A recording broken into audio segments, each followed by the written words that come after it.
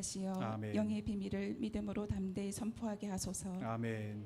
하나님의 말씀은 살아있고 활력이 있음을 믿습니다. 주님. 선포되는 말씀을 통해 포로된 자에게 자유를, 눈먼 자에게 다시 보게 함을 허락하시어 모두가 주의 은혜의 해를 전파하는 생명의 통로로 쓰임받게 하소서. 아멘. 우리를 푸른 초장 쉴만한 물가로 인도해 주시는 예수님의 이름으로 기도드립니다. 아멘.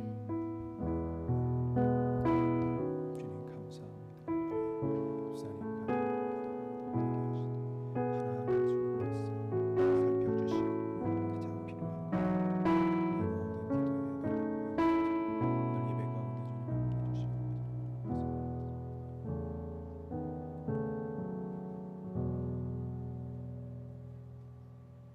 아멘.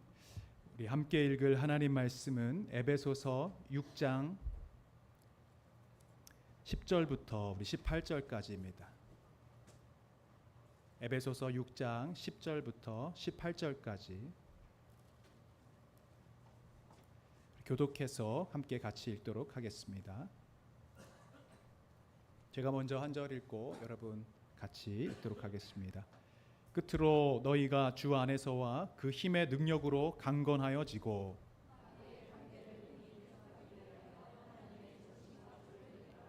우리의 씨름은 혈과 육을 상대하는 것이 아니요 통치자들과 권세들과 이 어둠의 세상 주관자들과 하늘에 있는 악의 영들을 상대함이라.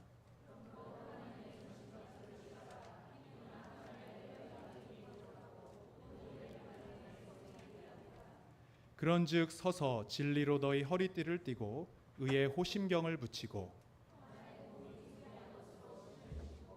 모든 것 위에 믿음의 방패를 가지고 이로써 능히 악한 자의 모든 불화살을 소멸하고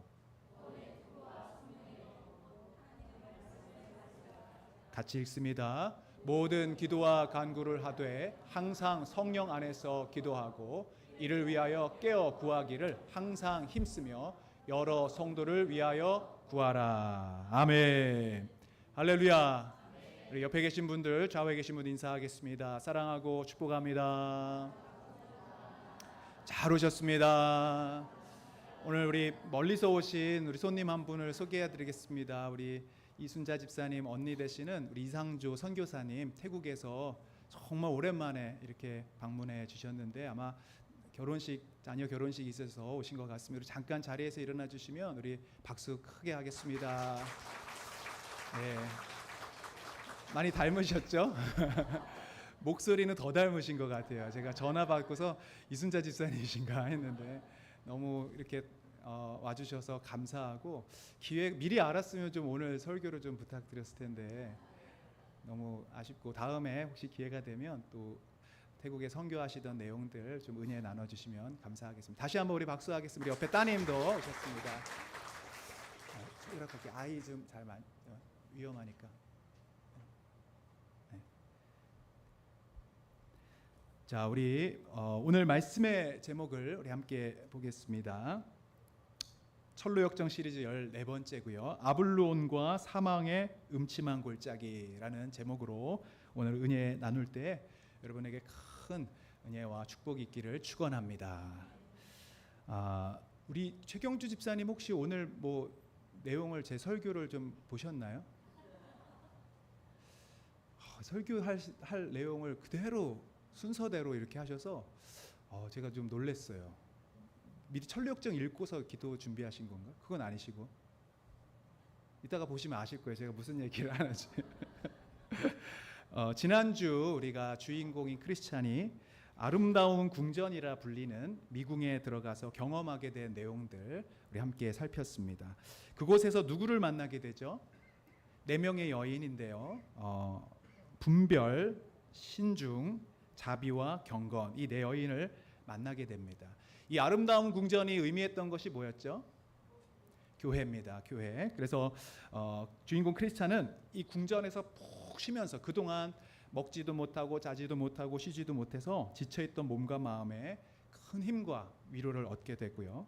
또 이 4 여인들과의 대화를 통해 많은 영적인 격려와 또 도전과 도움을 받기도 합니다. 이것이 우리 교회가 해야 할 역할과 사명이라고 말씀드렸습니다.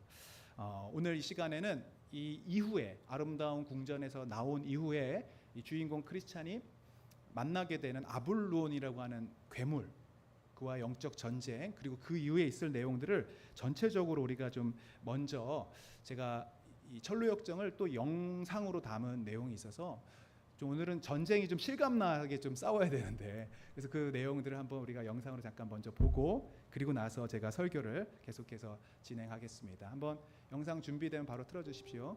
소리 좀 켜주시고요.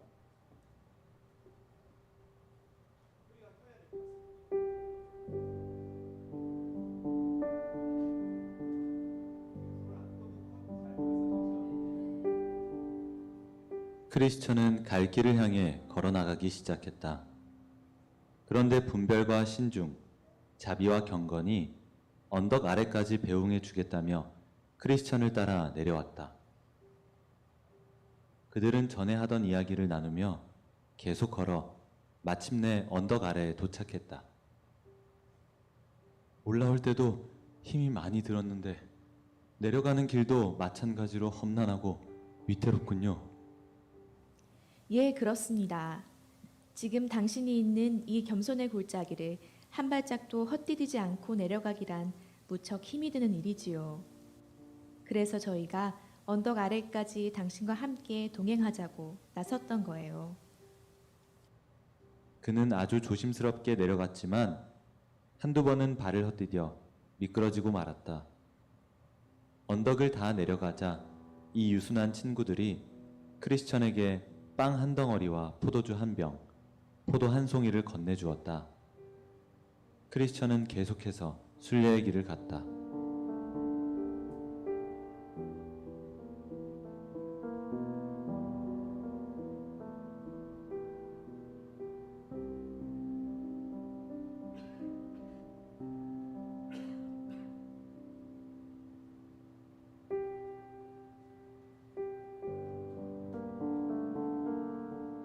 가엾은 크리스천은 그만 겸손의 골짜기에서 고난의 언덕에 빠지게 되었다.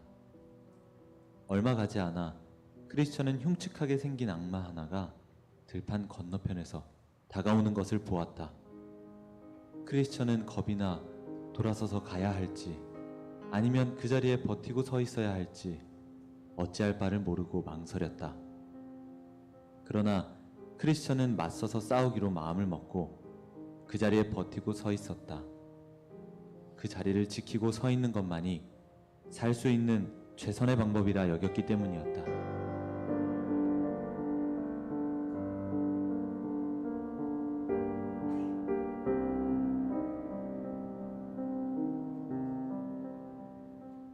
그는 앞으로 계속 나아가 마침내 아볼루온과 마주쳤다. 가까이서 보니 그 악마는 소름이 끼칠 만큼 추하고 무서웠다. 악마는 가까이 다가와서 크리스천에게 묻기 시작했다. 너는 어디서 온 누구냐? 지금 어디를 가는 중이지? 나는 멸망의 도시에서 온 사람으로 악이 가득한 그 마을을 떠나 시온의 나라로 가는 중이다. 그렇다면 너는 내 종이구나. 이 세상은 모두 내 것이며 나는 세상을 지배하는 신이다. 그런데 어떻게 내가 나에게서 도망칠 수가 있단 말이냐? 너를 놓칠 수 없다. 다시 돌아오라. 널 용서하고 내 나라에 가면 모든 것을 너에게 채워주겠다고 이 자리에서 분명히 약속하겠다. 헛소리 마라. 나는 영원한 하나님의 자녀다. 나는 이미 나의 왕께 내 믿음을 드렸다. 나는 그분의 종으로 그분을 따를 것이다.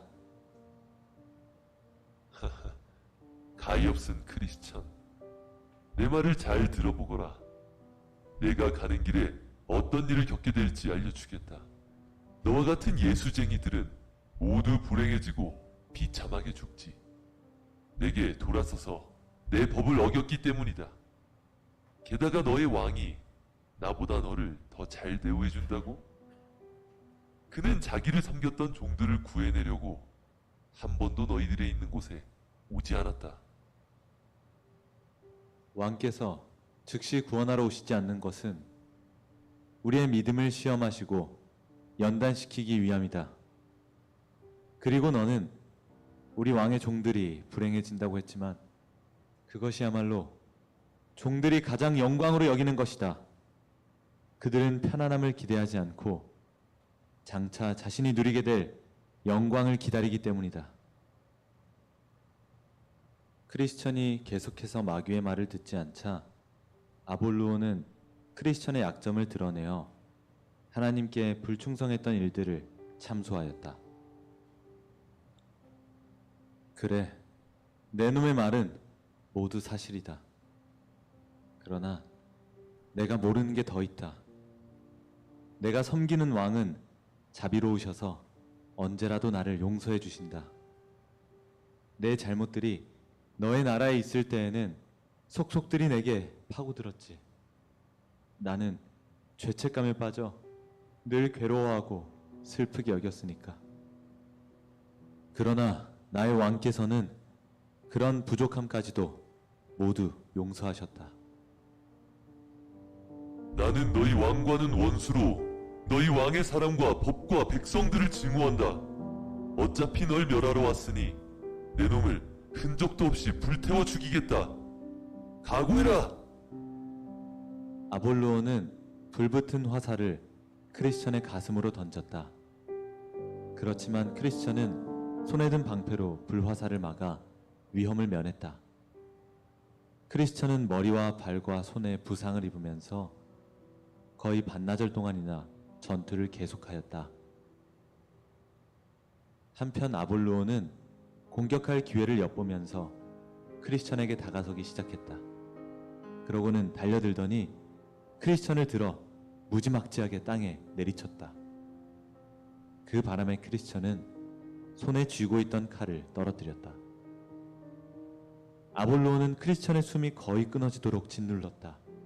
절망에 빠져 신음하고 있는 크리스천을 완전히 끝장내 버리려고 아볼론이 마지막으로 주먹을 휘두르려 할 때 마치 하나님이 도와주신 것처럼 크리스천은 재빨리 손을 뻗어 떨어진 칼을 집어들었다. 크리스천은 있는 힘을 다해 칼로 아볼론을 찔렀다. 아볼론은 심히 치명적인 상처를 입고는 뒤로 주춤했다. 크리스천이 반격하려고 하자 아볼론은 용의 날개를 펴서 불이 나게 멀리 달아나 버렸다.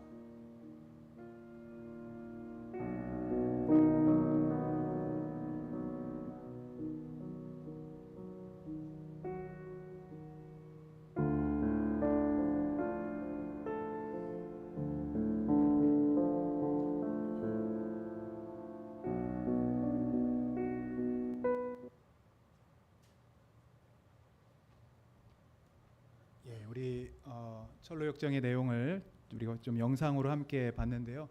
좀 이 마귀 목소리나 이런 게 굉장히 좀 실감 나지 않습니까? 네.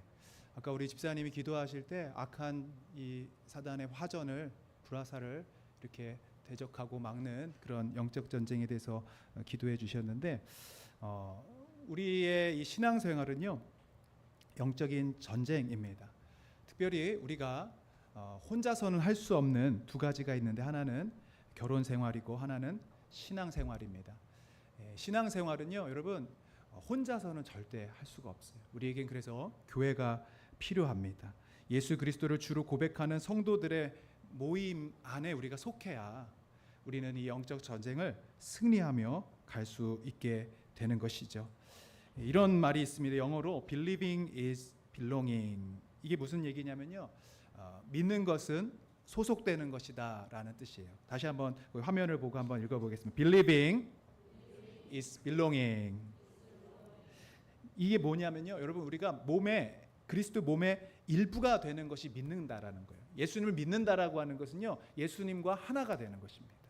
예수님의 몸을 우리가 속해야 되는 거예요. 그래서 우리가 이 성도가 되고 이 믿음을 갖는다는 것은요, 내가 녹아지면서 예수님의 몸과 하나가 되는 것입니다. 내가 깎아지면서 우리 다른 성도들과 연합하는 것이죠. 사단이 노리는 것은 뭐냐면요, 이 믿는 것이 소속되는 것이니까 사단은 믿음을 뺏으려면 뭘 하겠습니까? 소속되지 못하게 하는 거예요. 교회로부터 멀어지게 하는 것입니다. 어떤 핑계나 방법을 대서든 어쨌든 이 교회로부터, 모임으로부터, 공동체로부터 우리를 들어가지 못하게 하는 것. 여러분, 이것이 바로 사단이 우리에게 쓰는 전략입니다. 그래서 우리가 관계에서 상처를 받았다, 누구 때문에 시험 들었다, 이런 여러 가지들은요, 이유는 다 다를 수 있어요. 1000가지 만가지 다릅니다. 그러나 결과는 똑같습니다. 어쨌든 사단은 교회로부터, 우리 구역으로부터, 공동체로부터 고립되게 하는 거예요. 그래서 사단의 전략은요, 이 믿음의 공동체와 연결되는 일들을 힘겹게 만듭니다. 항상 그것을 피곤하게 만들어요. 신명기 25장에 보면 이 사단의 공격 패턴이 아말렉이라고 하는 이 족속을 통하여서, 사단을 상징하는 이 족속을 통해서 말씀하고 계시는데, 신명기 25장 17절 18절 한번 읽어보겠습니다. 시작. 너희는 애굽에서 나오는 길에 아말렉이 내게 행한 일을 기억하라. 곧 그들이 너를 길에서 만나 내가 피곤할 때에 내 뒤에 떨어진 약한 자들을 쳤고. 이 아말렉이 상징하는 게 사단입니다. 이스라엘 공동체가 이렇게 붙어 있고 함께 있을 때는 공격을 못 해요. 교회 안에 들어와 있을 때는 힘을 발휘를 못 합니다. 그런데 어떻게 공격을 할 수 있냐면 그 교회로부터 떨어뜨리는 거예요. 그 연합으로부터, 소속으로부터 분리를 시키는 겁니다. 그래서 피곤하면서 그 뒤에 떨어진 누구를 쳤어요? 약한 자들을 쳤다, 이렇게 얘기를 합니다. 예. 여러분, 그래서 우리가 아무리 대단한 믿음을 갖고 있는 것 같아도 딱 한 달만 여러분 교회를 한번 쉬어보십시오. 어떻게 되는지. 아무리 믿음이 좋아도 믿지 않는 불신자처럼 됩니다. 아니면 더 악하게 됩니다. 여러분, 교회를 나와서 예배를 드려도 아무리 개인적인 경건 생활을 열심히 하더라도 공동체 소속이 되지 않고 이런 구역이나 기관의 돌봄과 기도와 양육을 받지 않으면 바로 이 마귀의 공격을 받을 수밖에 없어요. 베드로전서 5장 8절에 보면 마귀가 우는 사자처럼 삼킬 자를 찾는다라고 말하는데, 이 삼킬 자가 누구냐? 바로 뒤에 처져 있는 사람들이에요. 모임과 연합에서, 교회 안에서 멀어진 사람들입니다. 여러분, 그래서 어찌하든지, 우리 한번 옆에 있는 분들과 인사하겠습니다. 어찌하든지 공동체에 붙어 있자. 물론 교회가 여러분 이단적인 가르침이나 복음의 가치가 아닌 어떤 율법주의에 사로잡혀 있다면 그 공동체에서는 빨리 도망쳐야 나와야 합니다. 그러나 그것이 아니라, 그런 문제가 아니라 성도와 성도들 간의 어떤 성격적인 차이, 그냥 갈등들, 생각의 차이들, 이런 것들은요, 결국 우리가 서로 녹아지면서 깎여져 가면서 맞춰져 가야 합니다. 그래서 에베소서 4장 3절에 그리스도의 몸을 성령이 하나 되게 하셨다라고 말씀하시면서 이것을 어떻게 하라고 하죠? 힘써 지키라. 우리 한번 읽어보겠습니다. 시작. 평안에 매는 줄로 성령이 하나 되게 하신 것을 힘써 지키라. 뭘 지키는 거예요? 교회를 지키는 겁니다. 근데 결국은 교회를 지키는 것이 아니라 나를 지키게 되는 거예요. 내가 교회이기 때문에 그렇습니다.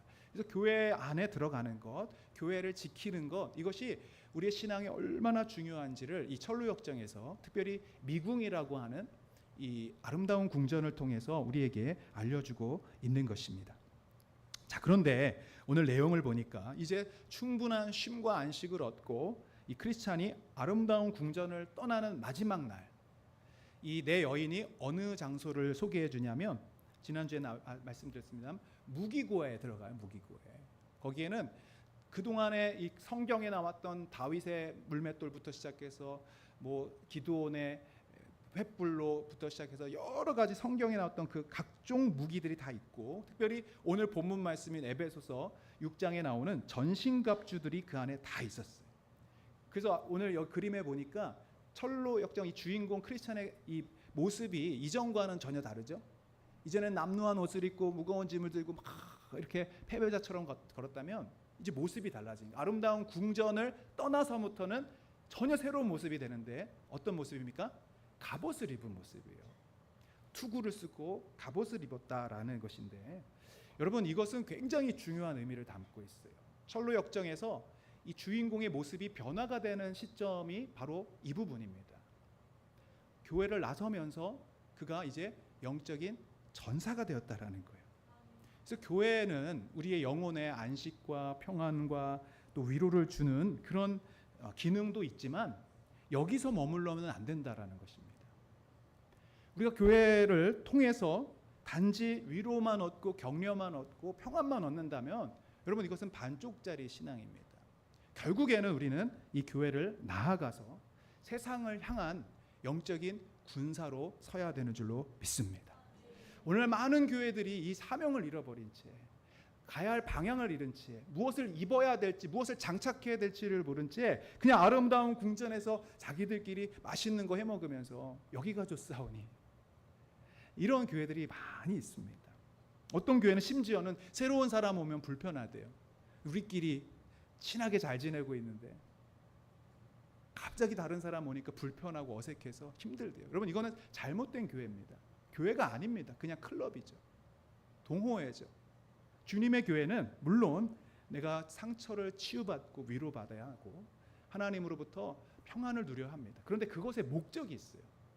우리는 반드시 전신갑주를 입고 세상에 나아가서 우리와 동일하게 상처 입고 마귀에게 눌려 있는 그런 모든 사람들을 영적 전쟁에서 그들의 마귀의 소나기로부터 그들을 구원해내는 건져내는 그런 사명이 우리에게 있는 줄로 믿습니다.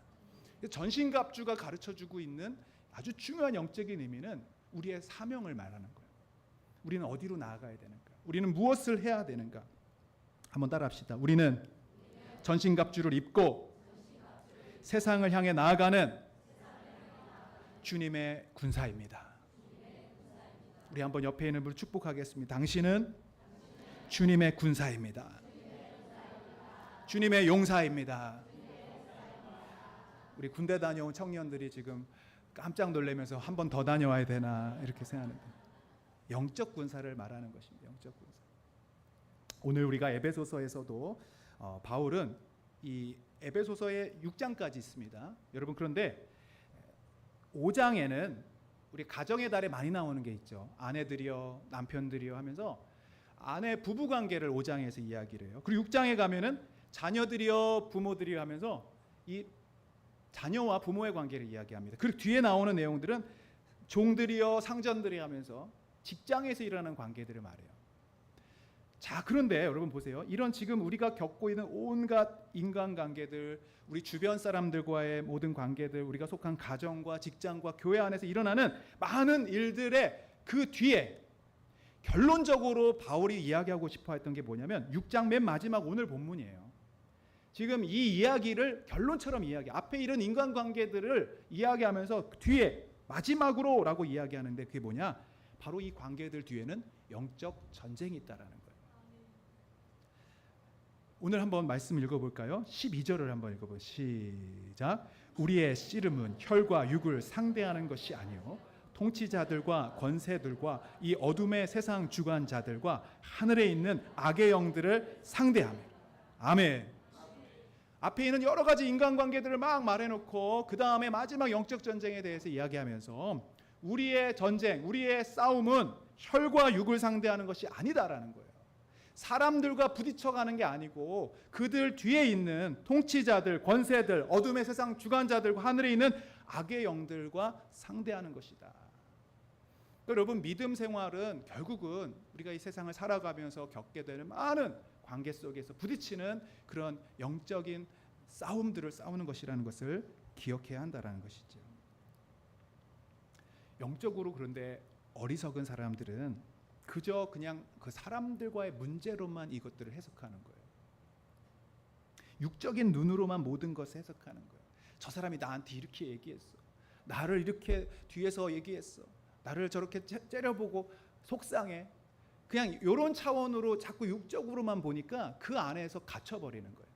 그리고 뒤에 실제적으로 아까 아볼로론 같은 그런 사단의 막 무시무시한 그런 계략과 음모들을 모른 채 그냥 그 사람하고만 멱살을 붙들고 싸우고 있다가 그렇게 파국으로 끝나는 것이죠.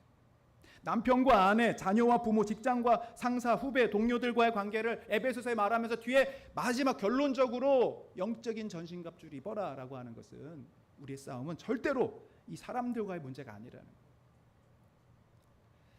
오늘 10절 11절 한번 읽어보겠습니다.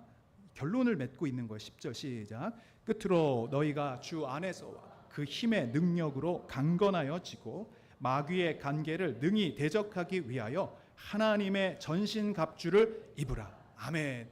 마귀의 관계예요, 관계. 속임수입니다. 계략입니다. 그 뒤에 있는 마귀의 관계를 대적하기 위하여 뭘 입어야 돼요? 하나님의 전신갑주를 입으라. 그래서 교회가 해야 될 일은 첫 번째는 위로하고 평안을 주고 쉼을 주는 일들이지만 그것으로 멈추면 안 됩니다. 교회는 하나님의 군사들을 길러내야 되고 성도들에게 전신갑주를 입히는 사역을 해야 될 줄로 믿습니다. 여러분, 이제 우리는 십자가를 통해 우리의 모든 죄와 상처가 치유되었음을 믿으셔야 합니다. 20년이 돼도 30년이 돼도 계속 그 옛날 그 문제를 가지고 계속 갈등하고 붙잡혀 있고 죄책감에 붙잡혀 있다면 엄밀하게 말하면 우리는 예수님의 십자가를 아직 통과하지 못한 거예요. 예수님이 나를 위해 죽으셨다라는 것은 나를 그냥 천국 보내주신다는 게 아닙니다. 내 모든 죄와 과거와 상처와 모든 저주까지도 다 주님이 가져가셨다는 뜻이에요. 담당하신 것입니다. 그럼 이제 우린 더 이상 그 상처에서 눌려있지 않아야 되는 것입니다. 나는 자유해졌고 나는 회복되었고 나는 치유되었습니다. 이것을 믿고 이제는 뭘 입어야 됩니까? 전신갑주를 입고 우리는 영적인 싸움을 싸워가야 되는 거예요. 근데 계속 교회에 오면 상처받았어요. 힘들어요. 위로해 주세요. 괴로워요. 여전히 나는 문제 가운데 있어요. 주님은 이미 해결해 주셨다고 하는데 그 십자가를 거부하는 겁니다. 믿지 않는 겁니다. 내 문제 구석에 계속 갇히면서 나약하게 계속 그 군사가 아닌 환자처럼 살아가고 있는 거예요. 교회는 이미 여러분을 치유하셨습니다. 십자가를 통하여 여러분 회복되었습니다. 이제 우리의 사명은 나가는 것입니다.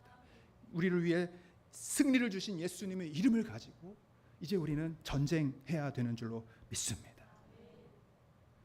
여러분, 이제 우리 인생에 얼마 남지 않았어요. 한번 여러분들 기대 수명을 여러분 생각하는 기대 수명에서 지금 나이를 한번 빼보세요. 몇 년 남으셨습니까? 많이 잡으시면 40년인가요?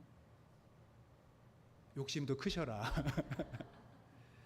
어떤 분은 10년도 안 남으셨어요. 어떤 분, 대부분 이 자리에 계신 분들 30년, 20년 사시면 이제 아마 요양병원 가셔야 될 거예요. 여러분 20년 생각해 보세요. 얼마나 짧은 시간이에요. 20년 동안 그냥 또 저 상처받았어요. 또 힘들어요. 또 외로워요. 주님, 저는 또 죄 가운데 있어요. 이렇게 어떻게 살아가겠습니까? 이제 우리는 군사로서 살아가야 돼요. 하나님의 능력의 사람으로 쓰임받아야 할 줄로 믿습니다. 우리 교회가 앞으로 여러분 이제 나아갈 방향은요, 이제 하나님의 전함, 군함이에요. 군함. 유람선이 아니에요. 이제 우리 교회가 정말 이 지역을 살리고 영혼을 구원하는 믿음의 교회가 되어야 할 줄로 믿습니다. 시간이 없어요. 비전을 받으셔야 되고요. 우리 사명을 찾고 우리 지경을 넓혀가야 할 줄로 믿습니다. 우리는 전쟁의 부상을 입은 자들이 아니라 이제 군사로서, 의사로서 강력한 치유의 백성들이 되어야 할 줄로 믿습니다. 이제 철로 역정의 주인공이 전신갑주를 입고 나가는데 전신갑주의 내용이 뭔지를 우리 한번 14절부터 17절까지 한번 읽어보겠습니다. 6가지죠. 시작. 그런즉 서서 진리로 너희 허리띠를 띠고 의의 호심경을 붙이고 평안의 복음이 준비한 것으로 신을 신고 모든 것 위에 믿음의 방패를 가지고 이로써 능히 악한 자의 모든 불화살을 소멸하고 구원의 투구와 성령의 검 곧 하나님의 말씀을 가지라. 아멘. 오늘 이렇게 구절이 까만 배경이 안 나오고 밑에 나오니까 좋죠? 우리 방송실에서 오늘 굉장히 애써주셔서 어제부터 이렇게 또 작업을 하셔가지고 갈수록 좋아지고 있습니다. 할렐루야. 네. 자, 첫 번째가 뭐냐면 진리의 허리띠입니다. 진리는 하나님의 말씀이죠. 여러분 허리띠가 없이 어떻게 전쟁하겠어요? 바지가 훌렁훌렁 내려가는데 제일 중요한 것은 주님의 말씀으로 우리의 허리를 동이는 것입니다. 두 번째는 의의 호심경. 예전엔 흉배라고 했습니다. 가슴에 붙이고 있는 철판이에요. 그래서 어떤 이 사단은 우리를 머리를 공격하고 가슴 치명상을 주는 거예요. 그래서 우리 마음을 지키고 생각을 지키고 이 예수 그리스도의 의로 우리는 옷 입어서 이 흉배로 주님의 말씀으로 또 이 아닥각한 사단의 공격을 막아내야 할 줄로 믿습니다. 세 번째는 평안의 복음의 신이에요. The Gospel of Peace라고 합니다. 복음을 전하는 자들, 특별히 평화의 복음을 전하는, 가는 곳마다 화평을 전하는 자들은 마치 강력한 신발을 신은 것과 같습니다. 군인들이 여러분 군화가 굉장히 중요하다고 그래요. 군화를 착용하면은 전쟁 그 능력치가 2배로 상승하는, 그냥 맨발을 신을 때, 슬리퍼를 신을 때, 운동화를 신을 때 다르다라는 것이죠. 우리는 복음의 평안을 신을 준비해야 될 줄로 믿습니다.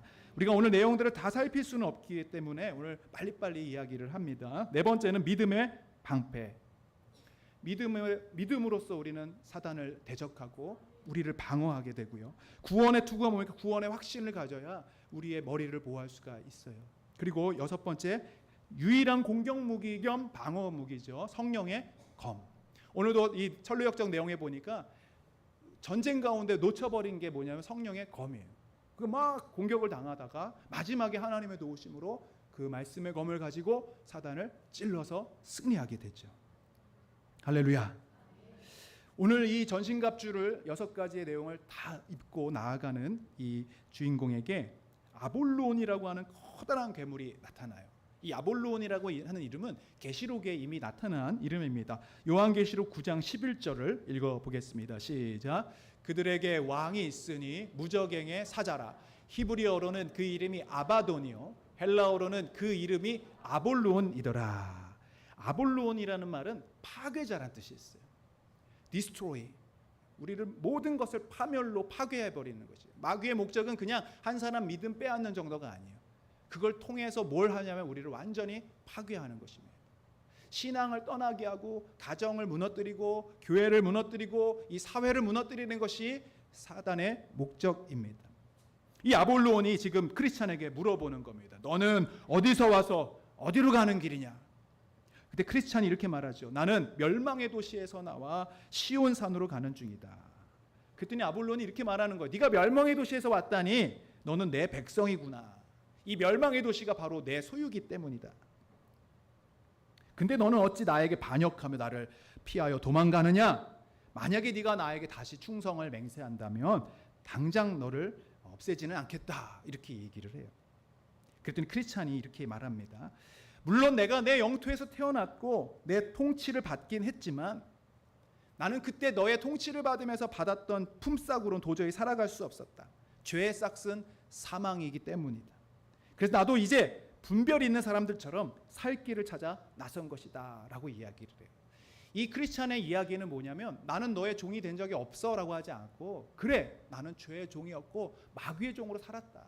그러나 이제는 아니다라고 이야기를 합니다. 근데 이것은 성경의 내용과 동일합니다. 여러분 우리의 원래 위치와 자격과 신분이 어땠냐면 에베소서 2장 1절 2절을 이렇게 말씀하고 있습니다. 시작. 그는 허물과 죄로 죽었던 너희를 살리셨다. 여러분 이거를 우리가 알아야 됩니다. 하나님의 은혜를 안다라는 것은요 내 과거의 상태를 알지 못하면 그것이 은혜인지 모르는 거예요. 내 상태가 어땠습니까? 허물과 죄로 죽었다라고 얘기를 해요. 내가 예수 그리스도를 만나기 전까지의 나의 삶의 모습은 아무리 살아있는 것처럼 보이고 건강해 보여도 우리는 영적으로 다 죽어있는 자들이었다라는 거예요.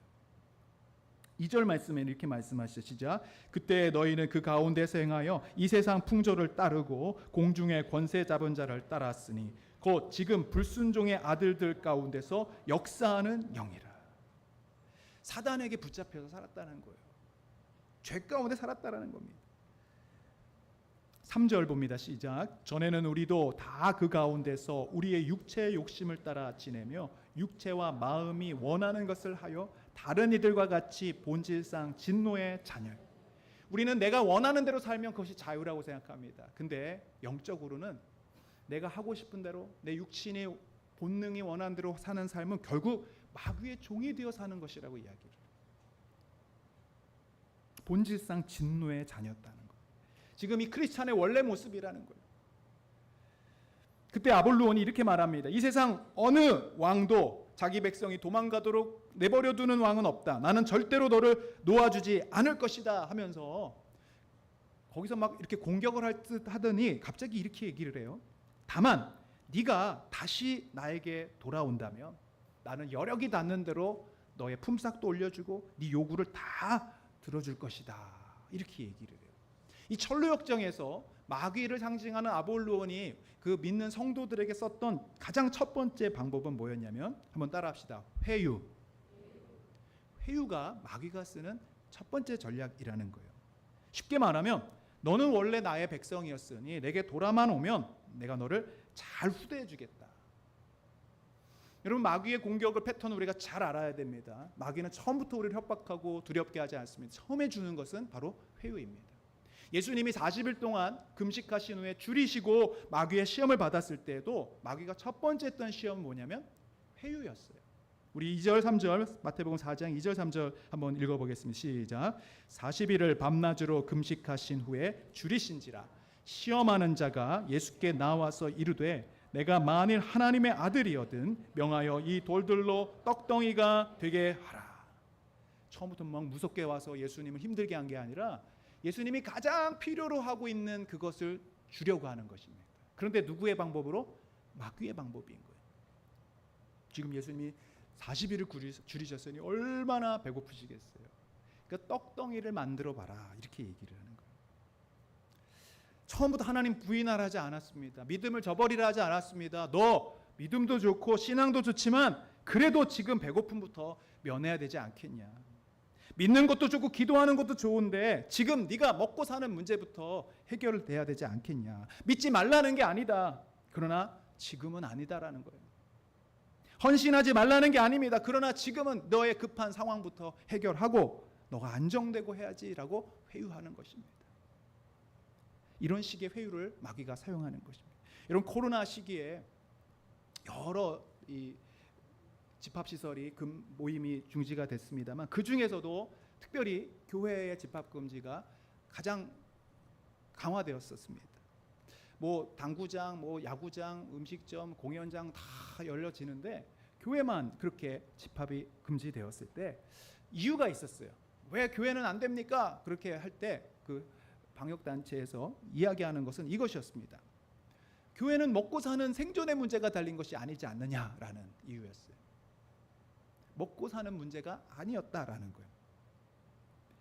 결국 여러분 마귀는요 우리의 생각 속에 어떤 생각을 넣냐면 이 세상에서 가장 중요한 인간이 본질적으로 추구해야 되는 가장 중요한 문제는 생존의 문제고 의식주의 문제라는 것을 우리에게 가르쳐 주는 거예요. 그 외에는 중요하지 않아. 제일 중요한 거는 먹고 사는 일들이야. 근데 여러분 예수님께서는 뭐라고 대답하셨는지 한번 보십시오. 4절을 보겠습니다. 시작. 예수께서 대답하여 이르시되 기록되었을 때 사람이 떡으로만 살 것이 아니 하나님의 입으로부터 나오는 모든 말씀으로 살 것이라 하였느니라 하시니. 실제로 코로나가 끝난 이후에 우울증이 5배가 급증하고요. 자살률은 그에 따라 계속 올라갔습니다.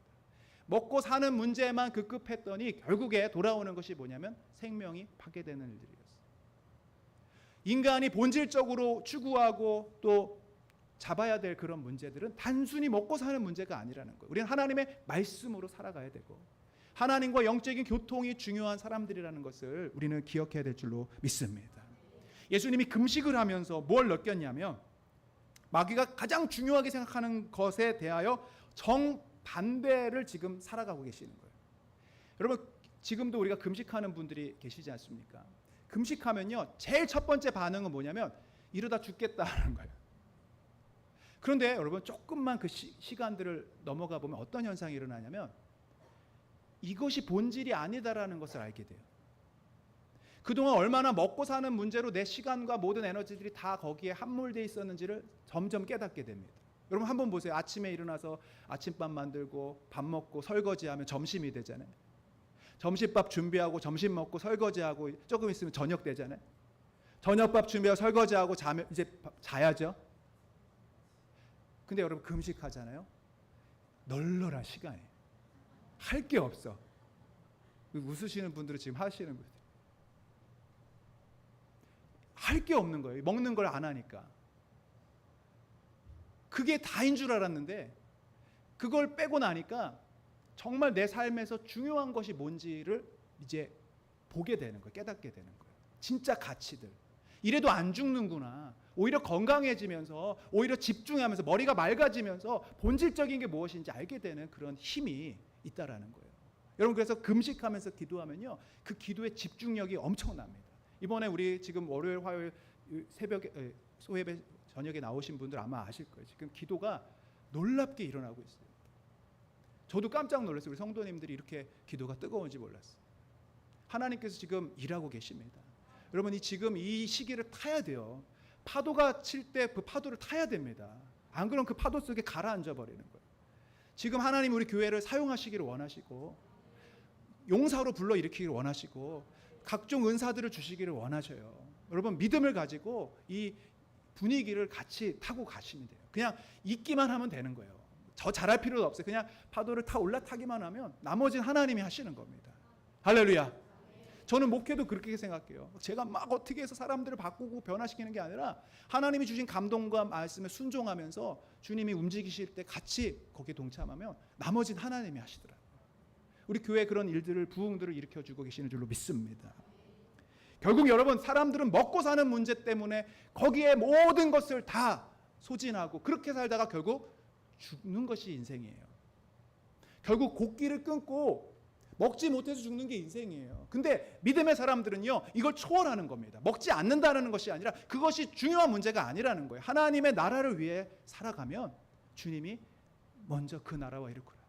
내가 이 모든 것을 너에게 더하여 주시리라. 그러니까 예수님께서 지금 무엇이 중요한 문제인지를 알아가게 되시는 거예요. 사단은 계속 그걸 갖고 회유를 하는 겁니다. 너 그래도 이것이 중요한 거 아니야? 너 지금 다른 것보다도 지금 이 문제가 너에게 더 소중하지 않아?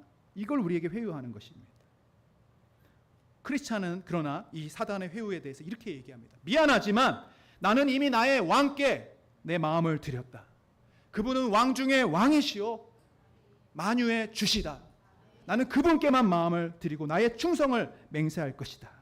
그리고 그분이 나에게 충성하는 자에게 주시는 그 품삯과 그분의 통치하심과 동행하심은 너가 주는 것과는 비교할 수 없는 것들이야. 더 이상 나를 설득하지 마라. 나는 하나님의 종이다. 나는 오직 하나님만 섬길 것이다. 그랬더니 이제 두 번째 방법을 쓰기 시작합니다. 그게 바로 뭐냐면 협박입니다. 두려움입니다. 어리석은 자여 이 흥분을 가라앉히고 다시 한번 생각해 보자. 이 길로 계속 가면 무엇을 만날 것이냐? 결국 그 자를 섬기는 자마다 끔찍한 비참한 최후를 맞이하게 될 것이다. 지금 그러면서 순교자들을 보여주는 거예요. 화형을 당하고 칼에 죽임 당하는 많은 사람들을 보여주면서 봐라!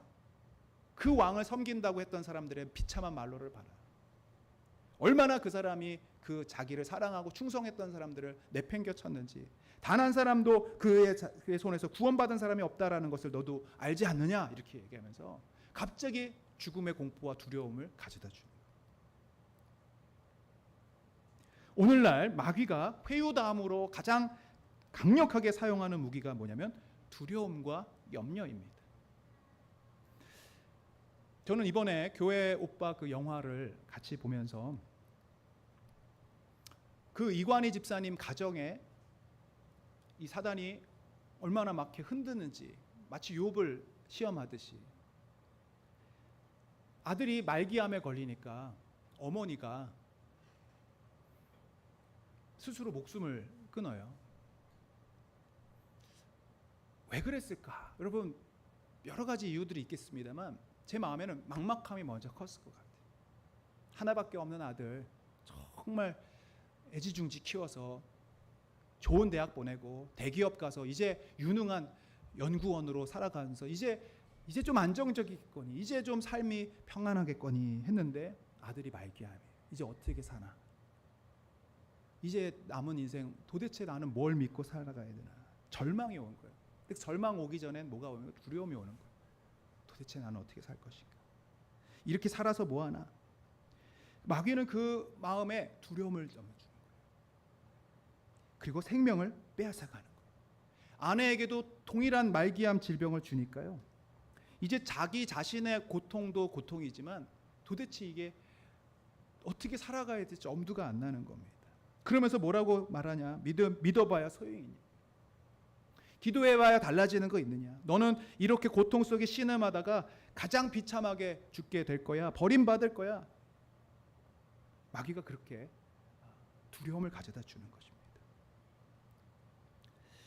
여러분, 우리가 이 질병에 대해서 미리 방비하고 또 준비함으로써 이것들을 피해가는 경우도 있습니다만, 지나치게 건강에 대해서 염려하는 것도 하나님이 기뻐하지 않는 거예요. 이건 마귀가 주는 생각들입니다. 제가 미국에 있을 때 건강 염려증에 걸려봐서 알아요. 병원을 쉽게 갈 수 없으니까요. 무슨 증세만 나타나면 인터넷만 보면 다 내 증세 같은 거예요. 10가지 항목들을 보면 9가지가 내가. 근데 아무 이상이 없어요. 그러면요, 평안이 와야 되는데 아니야, 이건 뭔가 오진일 거야. 그럼 제가 곰곰이 생각해봤어요. 그러면 그러고 있는 나의 모습을 본 하나님은 어떤 지금 생각을 갖고 계실까? 너 알아서 그렇게 살다가 그렇게 힘들게 죽어라 라고 말씀하실까? 하나님에 대한 믿음이 전혀 없는 거예요. 그냥 오직 의사와 내 판단만 믿는 거예요. 근데 나중엔 의사도 안 믿게 되는 게 이 건강 염려증의 문제들이에요. 그리고 이 정신의학가들이 보니까 건강 염려증들의 뒷면에, 이면에는 뭐가 하면 우울증이 있대요. 우울한 사람들이 이렇게 많이 걸리는 거예요. 자기 자신에 대해서 계속, 그러니까 그 감정이 나중에 진짜 통증으로 오는 거예요. 이게 직접 아파지는 느낌이 오니까 이건 난 진짜 확실하게 문제가 있어 보이는데. 근데 여러분, 그냥 우리의 인생을 하나님 앞에 온전히 맡겨드리고 하나님의 통치 아래 있다고 믿으시고 죽으나 사나 내가 온전히 주님의 것입니다라고 고백하면요, 사단이 이 두려움 가지고 우리를 어떻게 할 수가 없는 거예요. 이관희 집사님이 마지막에 여러분 그 기도 제목 보셨죠? 목사님들이 이 집사님 회복을 위해서 기도해 주는 것 어떻게 생각하십니까? 했더니 처음엔 그게 고맙고 넌 당신 살 수 있어, 하나님 기적적으로 고쳐주실 거야 라는 기도가 더 마음에 다가왔다면, 지금은 오히려 십자가의 복음에 대해서 깨닫게 해주시고 부활의 그 소망과 그 하나님 나라의 영광에 대해서 일깨워주는 그 기도가 저에게 너무나 힘이 됩니다. 여러분, 그분이 그 상황에서 거짓말 하시겠습니까? 죽음이라고 하는 그 두려움을 극복하게 하시면서 하나님께서 그 안에 영적인 생명력을 부어주시니까요, 생명이 있는 자가 죽음을 두려워하지 않게 되는 거예요. 부활의 권능을 가진 자가 사단이 가장 강력하게 쓰는 그 무기를 꺾어버릴 수 있는 힘이 생긴 줄로 믿습니다. 저는 그것이 이 영화의 가장 핵심 포인트라고 생각해요. 복음을 안다는 복음, 부활의 능력을 아는 거예요.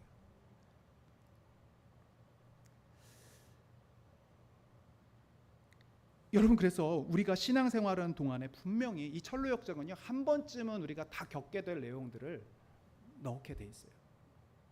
여러분이 회유도 경험해 보실 것이고 분명히 어떤 두려움의 문제도 경험해 보실, 너가 이래도 믿을 거야 라고 하는 상황들이 분명히 오실 거예요.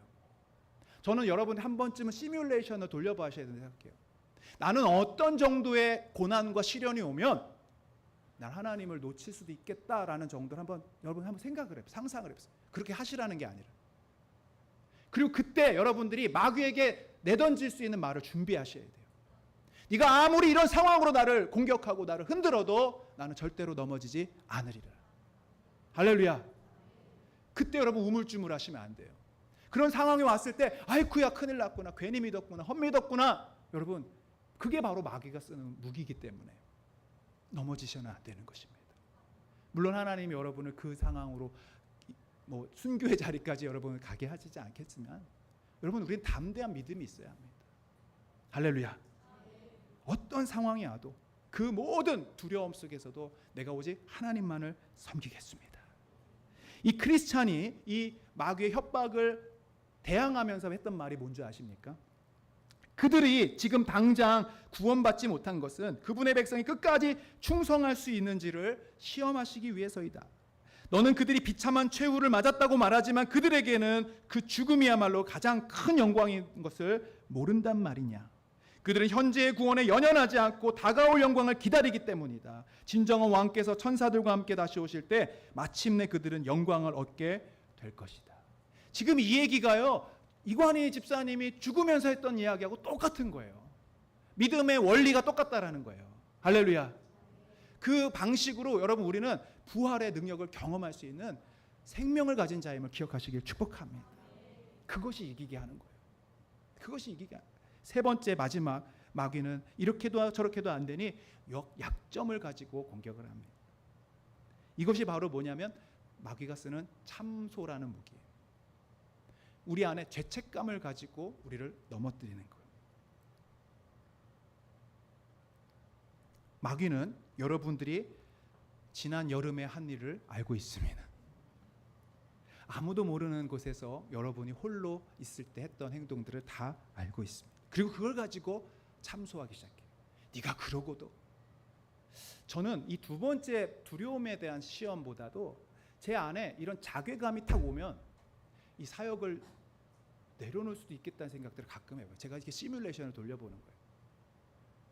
막 어떤 고난이 막 오고 겹치고 막 질병의 고난이 와도 끝까지 사명을 붙들 건데, 저로 인해서 예를 들어서 어떤 분들이 막 실족을 하거나 저의 어떤 그런 윤리적인 도덕적인 문제로 제가 그런 것들이 드러나게 되면 저는 설 자신은 없을 것 같은 거예요. 마귀가 그런 부분으로 공격해서 너 끝이야. 너가 어떻게 그러고도 성도고 집사고 목사야. 안 돼.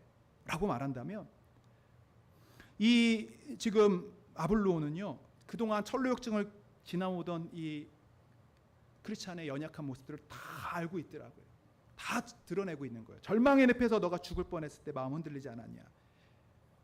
왕이 짐을 벗겨줄 때까지 기다려 했어야 하는 그릇된 방법으로 짐을 벗으려 하지 않았느냐. 어리석게 잠을 자다가 내 품에 있던 귀한 물건 잃어버리지 않았냐. 일을 가던 사자를 보자마자 도망갈 생각부터 하지 않았느냐. 난 다 알고 있다 한다.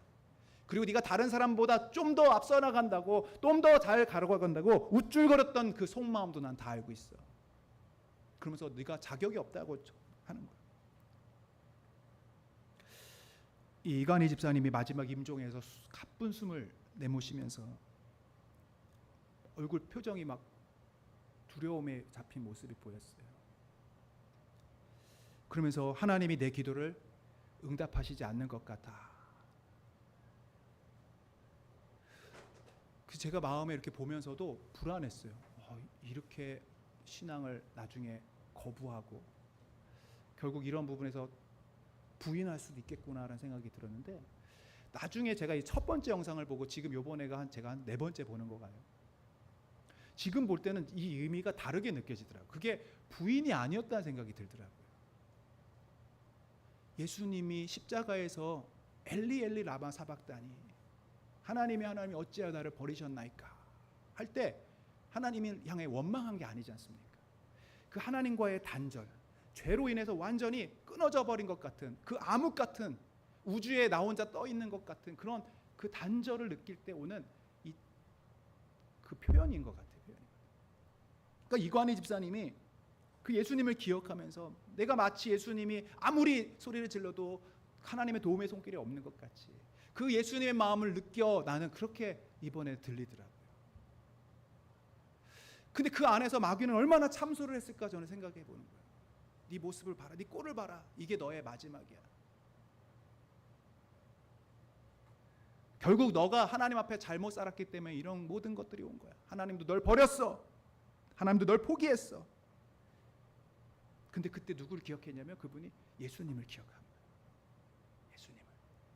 예수님도 그렇게 엘리 엘리 라마 사박다니를 기억하지 않아요.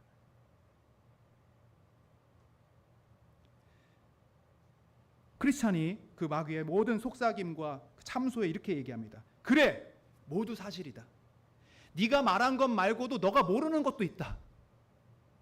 나는 더 악했다. 나는 더 파렴치하고 너무나 잘못한 게 많아. 그러나 내가 섬기고 사모하는 그분 왕께서는 너무나 자비로우신 분이셨어.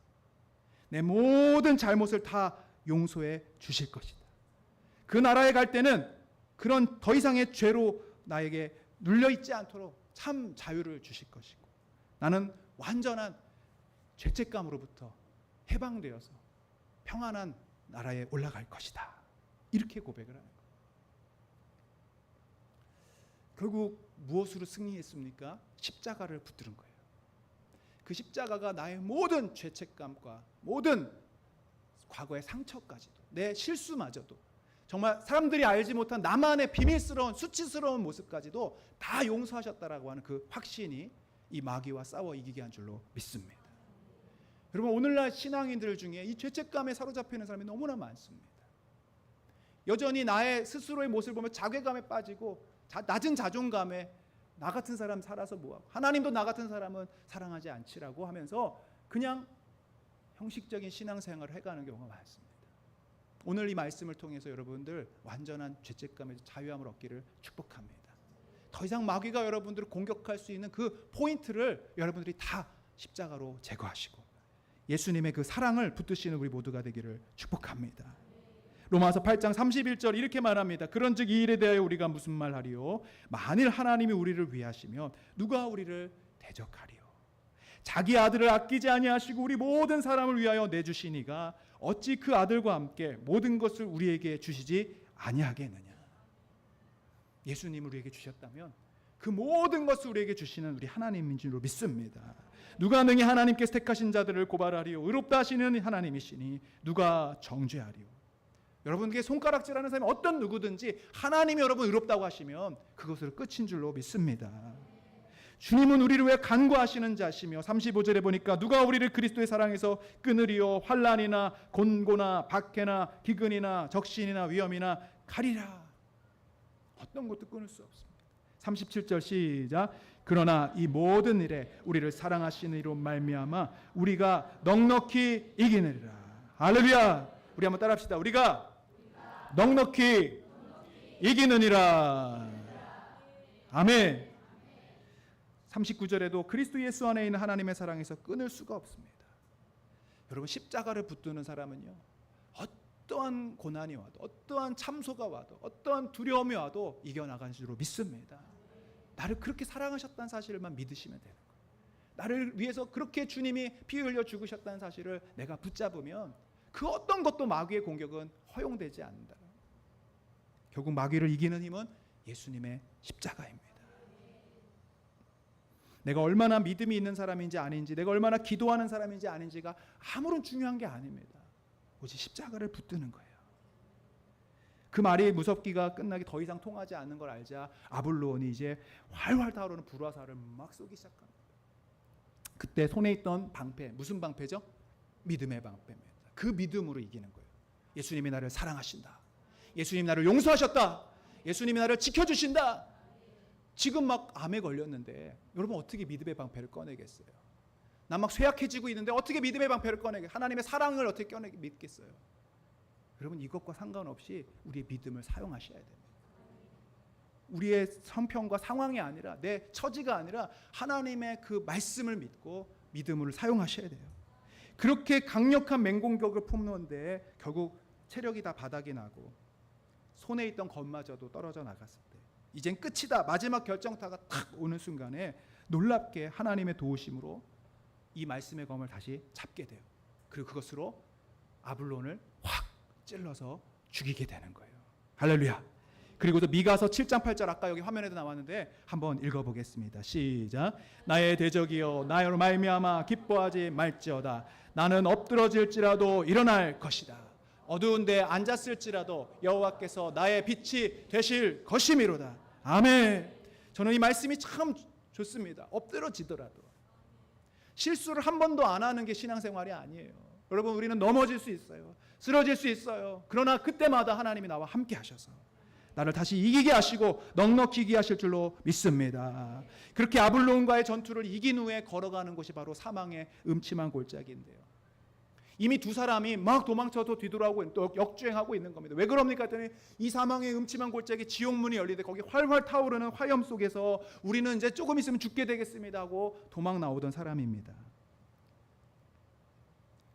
공포 그 자체라는 거예요. 마귀와 괴수와 구덩이 속에 움켜있는 용도 보았고 쇠사슬에 묶여 고문당하는 사람도 보고 더 이상 이 길을 걸어갈 수 없어 우리는 돌아오는 길이라고 말합니다. 그때 크리스찬은 포기할 수 없다는 마음으로 그곳을 걸어가는데 그때 마귀 군대들이 막 달려오는 소리가 우르르르 울리는 소리가 들릴 때 그때 아직 사용하지 않았던 무기가 하나 있다는 걸 깨닫게 돼요. 에베소서 6장 17절까지의 성령의 검으로 싸웠는데 이제 6장 18절에 바로 모든 기도라는 무기가 있다라는 걸 알게 돼요. 6장 18절 읽습니다. 시작. 모든 기도와 간구를 하되 항상 성령 안에서 기도를 하고 이를 위하여 깨어 구하기를 항상 힘쓰며 여러 성도를 위하여 구하라. 아멘. 이것이 가장 강력한 무기라는 것을 깨닫게 하세요. 모든 무기를 가지고 이 마귀의 군대들이 싸워 나가는데 아직 오지도 않았어요. 사실은 우르르르 소리만 난 것뿐이에요. 실제 가보니까 거기에 늙은 교황이 하나 있고 늙은 용 같은 마귀의 모습을 한 사람이 딱 하나 있는데 아무런 힘을 쓸 수가 없다는 걸 알게 돼요. 아, 이게 거짓이었구나, 속임수였구나. 기도로 이겨나가는 것이죠. 저는 이번 주에 이렇게 많이 와서 기도하실 줄 몰랐고 또 이렇게 강력한 기도를 하실 줄 몰랐어요. 하나님이 하신다는 확신이 들었어요. 그리고 기도를 통해서 지금 마귀가 벌벌 떨고 있다는 생각이 들었어요. 더 강력한 믿음의 선포를 하게 되더라고요. 이제 끝이 났구나. 이제 승리가 요만큼 다가왔구나. 마지막 마귀가 발악을 하겠구나. 그러나 얼마 안 남았다라는 거예요. 할렐루야. 주님께서 우리 교회를 통해 놀라운 일들을 이루실 줄 믿습니다.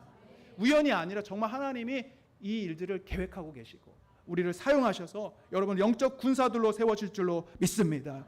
그때 이 크리스찬이 이렇게 말합니다. 주여 구하오니 내 영혼을 건지소서. 그때 이 다윗이 썼던 시편 23편에 내가 사망의 음침한 골짜기로 다닐지라도 해를 두려워하지 않을 것은 주께서 나와 함께 하심이라. 주의 지팡이와 막대기가 나를 안위하시나이다. 이 영적 전쟁의 한복판에서 사망의 음침한 골짜기에서 주님이 나의 손을 붙들어 주시고 나와 함께 하신다라는 그 믿음으로 끝까지 그 길을 걸어가 승리하게 된 줄로 믿습니다.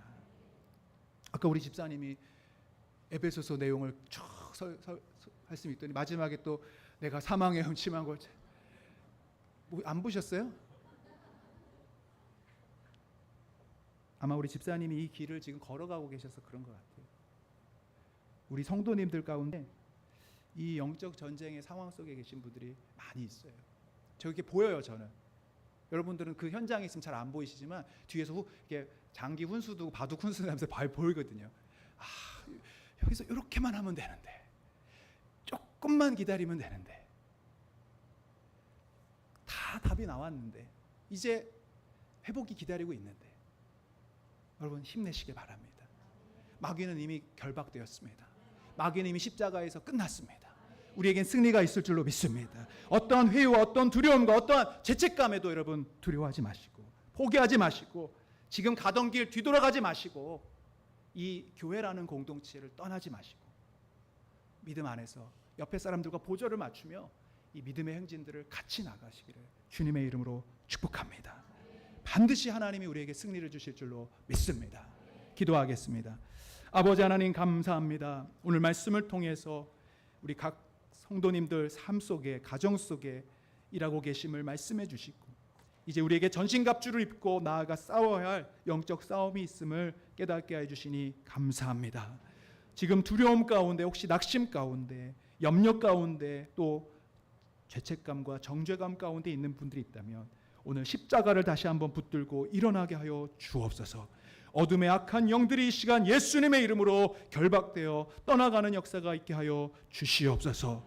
우리의 승리를 선포하며 이번 한 주간 또 7월 한 달간 기도로 나아가게 하셔서 하나님 우리에게 주실 비전을 가지고 우리의 지경을 영적 지경을 넓혀가는 우리 성도님들과 우리 교회 되게 하여 주옵소서. 감사하며 예수 그리스도의 이름으로 기도하옵나이다. 아멘. 우리 옆에 있는 분과 다시 한번 인사하겠습니다. 당신 하나님의 군사입니다. 오늘부터 싸웁시다. 아멘.